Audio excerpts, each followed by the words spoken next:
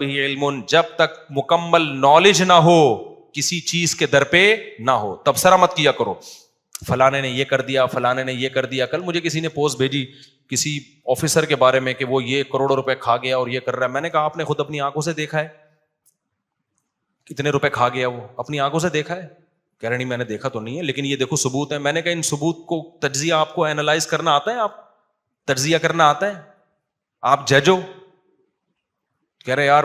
میں نے کہا کیوں بلا وجہ کچھ بھی چلا دو مارکیٹ میں پھیل جاتا ہے, سچ بہت کم بولا جاتا ہے. تو کبھی کسی کی باتوں میں آ کے کسی کو تبصرہ کرنا, کسی ادارے کو برا کہنا, کسی فرد کو برا کہنا, یہ اپنی زندگیوں سے ہمیشہ کے لیے کیا کر دو, ختم. جب تک 2 اور 2 4 کی طرح واضح دلائل آپ کے پاس نہ ہو.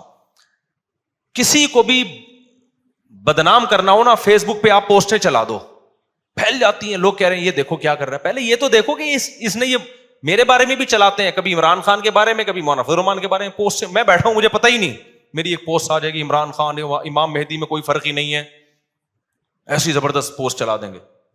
پی ٹی آئی والے زندہ باد, مفتی یہ والی آئی نہیں ہے, اس سے ملتی جلتی. پی ٹی آئی والے زندہ باد, مفتی طارق مسعود زبردست. دوسری آ جائے گی مولانا فضل الرحمان ایسے ہیں کچھ الٹا سیدھا. جیوا والے ابے اس کی ایسی کی تیسی, ابے اس کی ہے. نہ میں نے ادھر کچھ کہا ہوتا ہے, نہ میں نے جو میں نے تقریریں کی ہوئی ہیں وہ پڑھی ہوئی ہیں, وہ ویڈیو ہے وہ سنو, وہ اس کا میں ذمہ دار ہوں. ایک میری پوسٹ کسی نے چلا دی کہ یزید جنتی ہے, نیچے شیعوں کی گالیاں دبا کے. ابے تم تحقیق تو کرو, میں نے بولا بھی ہے کہ نہیں بولا. آگے یہ کہ کیونکہ قسطنطنیہ کی لڑائی میں وہ شریک تھا لہذا وہ کیا ہے, جنتی. شیعہ لوگوں نے دبا کے گالیاں لکھی ہیں, یہ یزیدی ہے, یہ فلانا ہے. بھائی تم تحقیق تو کرو, یہ کس نے چلایا ہے؟ ہمارے آفیشیل چینل سے تو کوئی پوسٹ نہیں چلی. اب تک وہ یہی سمجھ رہے ہیں کہ یہ کیا ہے, یزید کو جنت. نہ میں نے اس کو جنتی بولا, نہ میں نے اس کو جہنمی بولا, کچھ بھی نہیں بولا. میں نے اس پہ تبصرہ ہی نہیں کیا. پوسٹ دبا کے کچھ بھی اٹھا کے ڈال دو نا. ہماری قوم میں یہ شعور نہیں ہے کہ تحقیق کریں ایسا ہوا بھی ہے کہ نہیں ہوا. تو چلاتے رہتے ہیں مارکیٹ میں. ہاں ہمارے جو ویڈیو بیانات ہیں اس کا میں ذمہ دار ہوں بھائی, جو میں نے بولے ہیں اس کا میں ذمہ دار ہوں. آپ وہ ویڈیو کٹنگ اس کو بھی کٹ کر کے نہ چلاؤ. ابھی ایک تراویح کا بیان کٹ کر کے چلائے ہوئے لوگوں نے.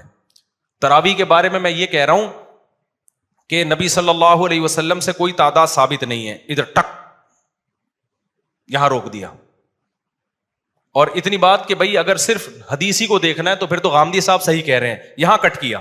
دیکھو مجھ صاحب کہہ رہے ہیں غامدی صاحب کیا کہہ رہے ہیں, حالانکہ پوری بات آگے. اچھا اس پہ اتنا پروپیگنڈا ہوا. پھر جامعۃ الرشید میں ہمارے استاذ ہیں مفتی محمد صاحب, ان سے باقاعدہ سوال پوچھا گیا کہ مفتی صاحب نے یہ بولا ہے کہ حدیث میں تو کوئی تذکرہ ہی نہیں ملتا, ثابت ہی نہیں ہے.